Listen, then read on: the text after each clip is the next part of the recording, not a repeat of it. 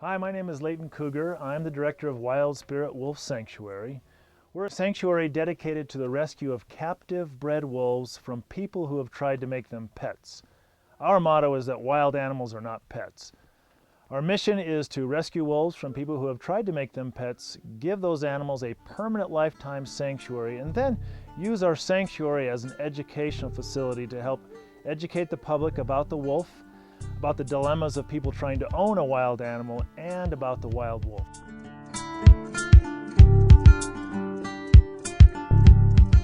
So why we rescue wolves? Today, with the internet especially, it's easy to buy any exotic animal. Wolves tend to be one of the most popular wild animals that people want to buy because they appear to be like dogs. But the simple fact of the matter is that wolves don't have any doggy desires or doggy daydreams. They're not made to please us. They're wild animals. And I like to make the point that there's only two kinds of animals in the world: wild animals and domestic animals. Every day we get phone calls and emails of people wanting us to rescue their wolf from them because they finally discovered that what they thought was cute and cuddly grew up to be a wild animal. And what happens to those animals? There's usually no other choice. Euthanasia is going to be the choice.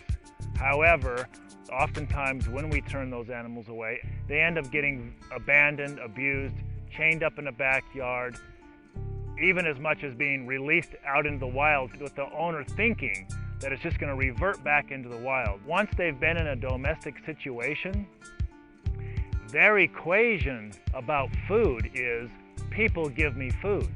So you go release a captive bred wolf that's been raised by a human into the wild, its first thought is, I got to find that person who gives me food, or a human that gives me food.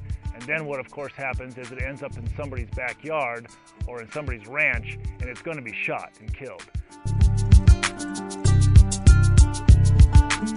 Wild Spirit Wolf Sanctuary is located in the small mountain community of Candy Kitchen, New Mexico. We're at 7,500 foot elevation. We've got 3 or 4 different kinds of trees that grow in our community. We've mostly pine trees, some oaks, and a few aspens.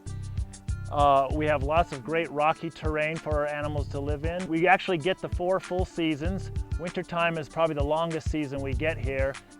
At Wild Spirit Wolf Sanctuary, when a wolf comes to us, it doesn't just get placed in a tiny cage where it's going to pace back and forth for the rest of its life. We provide large habitat enclosures. We put all of our animals in compatible pairs or family groups if we get a family group. Our habitats range from 5,000 square feet up to 1 acre for a pair of animals. We decide what size of an enclosure we're going to put our animals in depending on their age, their activity level, and whatever their personal needs may be. Very often they come to us injured or ill, so we do nurse them back to health before we would place them in a large habitat with a compatible partner.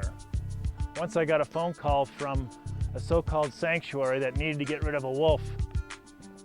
And when I asked why it needed to get rid of the wolf, they said that it had escaped, and in the process of being captured, it bit one of their volunteers. So either it had to be relocated or executed, which made me very curious to think that that's actually a sanctuary that would choose to execute an animal just because it bit somebody. If an animal here at Wild Spirit bites somebody, it's because that's what wolves can do. And there's no way that we're going to execute it or try to relocate it just because it did something that it very naturally would do, especially in a capture situation where they're very frightened.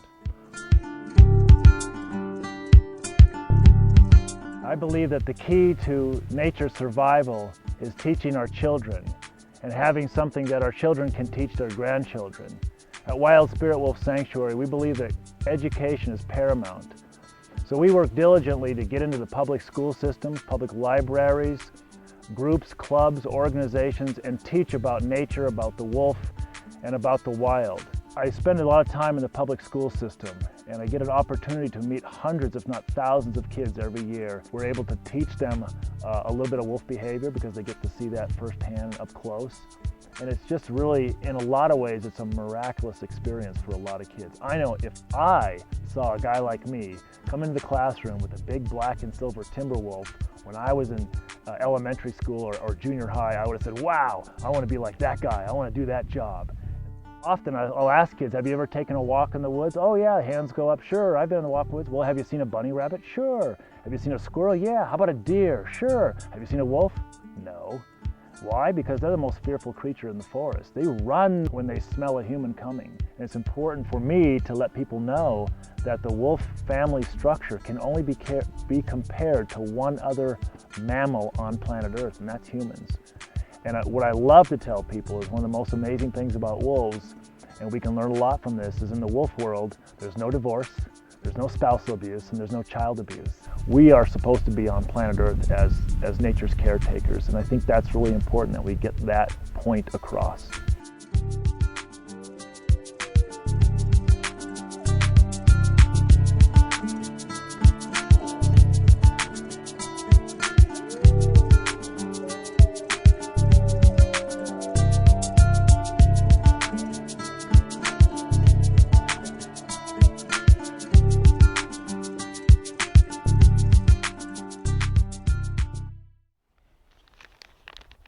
It's a piece of paper. You can't have it. You can't have it.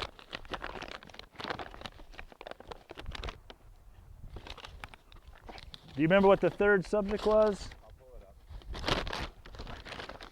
Are you gonna eat my